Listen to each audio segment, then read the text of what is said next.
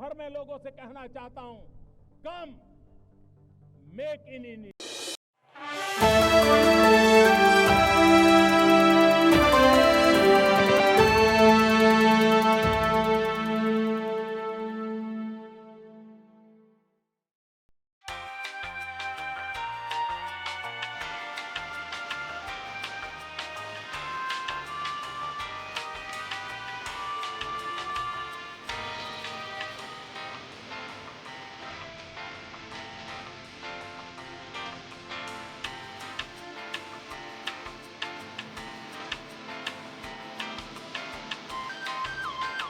आपने हमें यहाँ पे आपके घर में याद किया, इसके लिए हम आपका तहे दिल से शुक्रिया कहते हैं। और हमेशा सैयदना साहब और आपका बहुत गहरा रिश्ता रहा है। मेरे ग्रैंडफादर सैयदना मोहम्मद बुरहानुद्दीन का और आज सैयदना साहब का।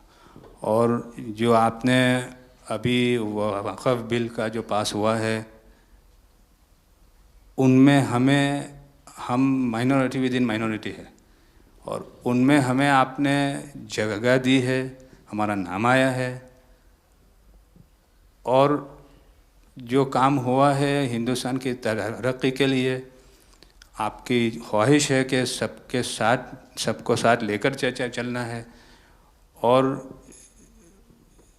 जो काम हुआ है और हो रहा है वो इंशाअल्लाह इंडिया के लिए, हिंदुस्तान के लिए और पूरे देश के लिए बहुत खूब होगा।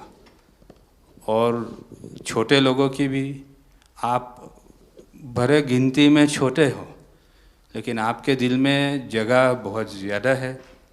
ये आपकी जो खूबी है वो शायद किसी में भी नहीं होगी। और ख़ासतन मेरी बहुत दफ़े आपसे मुलाकात का भी टाइम हुआ है, इतने बिज़ी होने के बावजूद भी कान दे के सुनते हैं, ये बहुत खूबी है, शायद किसी में होती है। और मेरा जो एक्सपीरियंस है, ऐसे ही लोग प्राइम मिनिस्टर होते हैं।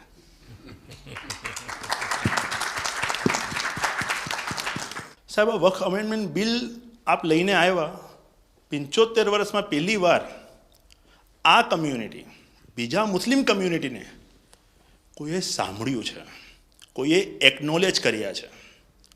સાહેબ, मैं आपने एक वाक्य कहूँ, भिंडी बाजार में हमारो एक प्रोजेक्ट चाले है। हमारे प्रोजेक्ट में एक जगह है भिंडी बाजार के अंदर जो हमने 2015 में खरीदी।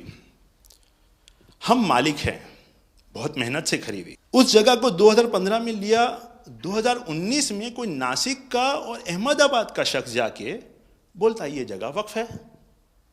वक्फ तो वहाँ पे तो लोग रहते हैं, टेनेंट्स से दुकानें हैं। एक 700 स्क्वायर फीट जगह पे कोई नमाज पढ़ता होगा जो कम्युनिटी हॉल होता है। सब ये गवर्नमेंट ने एक्चुअली ये सारी चीज़ों पे वक्फ कर दिया है। वक्फ का मतलब अब रुक जाओ, ये नहीं चलेगा। बहुत ही महंगी जगह है और हमने बहुत मुश्किल से ली है। 2019 के अंदर कोई थर्ड पार्टी, इसका कोई लेना देना नहीं है, वो जाके ये जगह को वक्फ कर देता है। तो सर, कानून में बदलाव तो लाना होगा।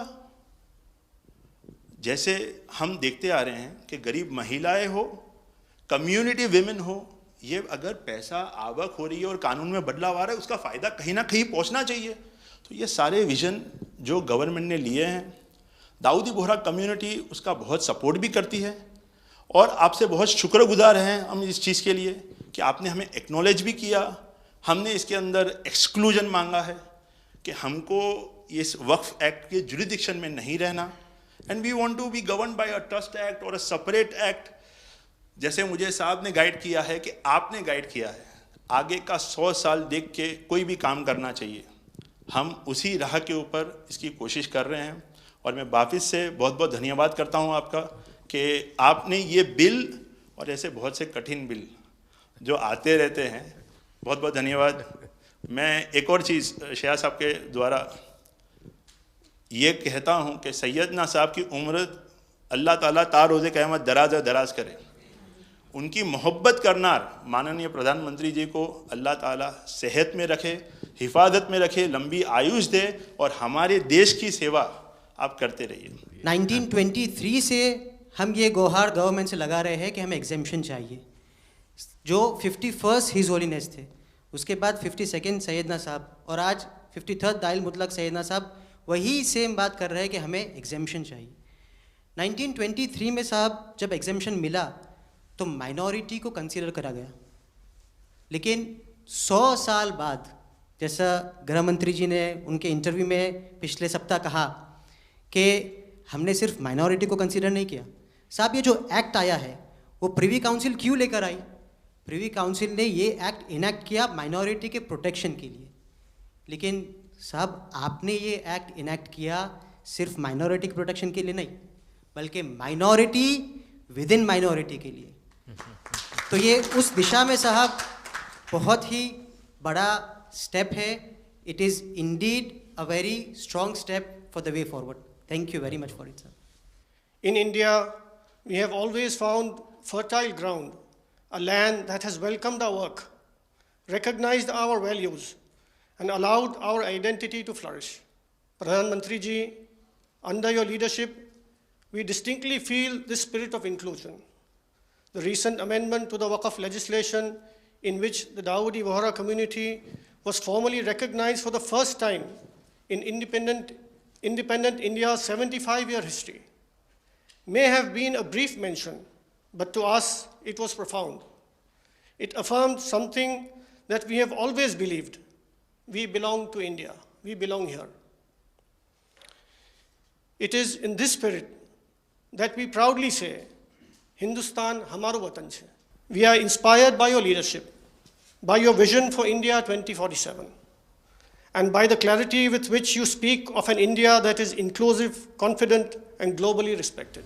नज़र में उतरना कमाल होता है, नफस में बिखरना कमाल होता है, बुलंदियों पर पहुंच जाना कोई कमाल नहीं होता, बुलंदियों पे ठहरना कमाल होता है। क्या दौलत है आपके लफ्ज़ों में, ऐसी क्या दौलत है आपके लफ्ज़ों में, आप जब भी बात करते हैं दिल खरीद लेते हैं। आपकी हम्बलनेस, आपकी ह्यूमिलिटी साहेब लाजवाब है। हमारा माइम केवाई छे साहेब जे नमा रबने गमा। साहेब तमारा तो नाम माज नमो छे, नमो हमें सौने गमो। आप सबका स्वागत है। शायद आप में से बहुत कम लोगों को पता होगा कि जब मेरे मन में वक्फ के एक्ट पर काम करने का विचार आया तो सबसे पहले मैंने सैयदना साहब से सलाह मशवरा किया, फिर उन्होंने आपको मेरे पास भेजा, तो मैंने इनको 3 साल तक परेशान किया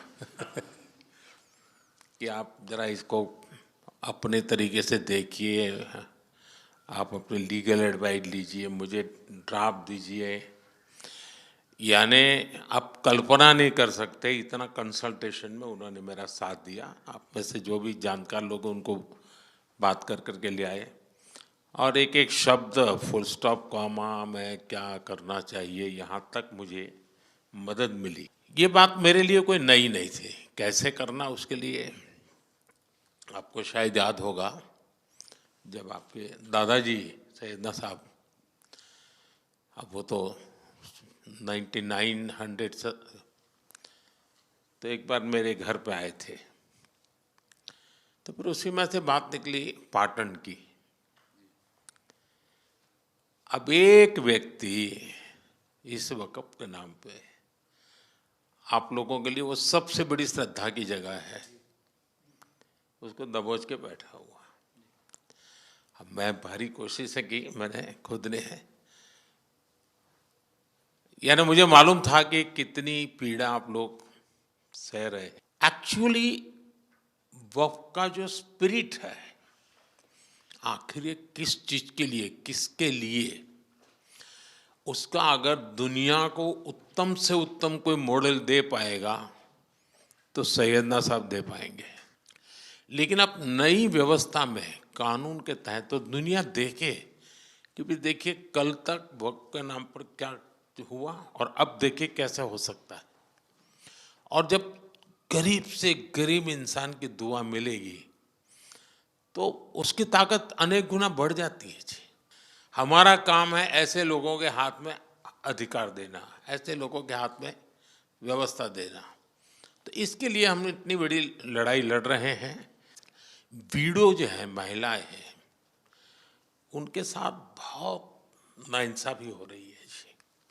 हमारी कोशिश है कि उनको कोई न्याय मिले, उनकी भविष्य की। अब कुछ परिवारों को पता नहीं होता है, संपत्ति ऐसे ही वक्त को करवा देते हैं और बैठ जाते हैं कुछ लोग। तो मेरे पास ये कानून तो बाद में बना। पहले राउंड में जब मेरे पास रिपोर्टिंग आया, जब मैं यहाँ 19 में जीत करके आया, तब मेरे पास आया 1700 से ज़्यादा मुस्लिम समाज की शिकायतें थी कि भाई हमें न्याय दो, ये वक़्फ़ वालों ने हमारे साथ ये किया है। उसमें ज़्यादातर बहनें बेटियां थी। तब जाकर के मैंने कहा भाई रियलिटी क्या है, खोजो। तो ये रातों रात नहीं आया है जी, लगातार 5 साल तक हर बारीक चीज़ को कोशिश की है सब। फिर उसमें से मुझे बहुत पहले बड़े सैयदना साहब से काफ़ी बातें मेरी होती थी, तो मुझे मालूम था कि बोहरा समाज हो या शिया मुस्लिम हो, उनको तो और मुझे अहमदिया को और मुसीबतें हैं। मैंने कहा भाई इनको तो कोई अलग से प्रोटेक्ट करना पड़ेगा। उसमें से मैंने इस व्यवस्था को विकसित करने का प्रयास किया है। मुझे अच्छा लगा, आप सबसे मिलने का मौका मिल गया। चलिए, बहुत बहुत धन्यवाद आप सबका।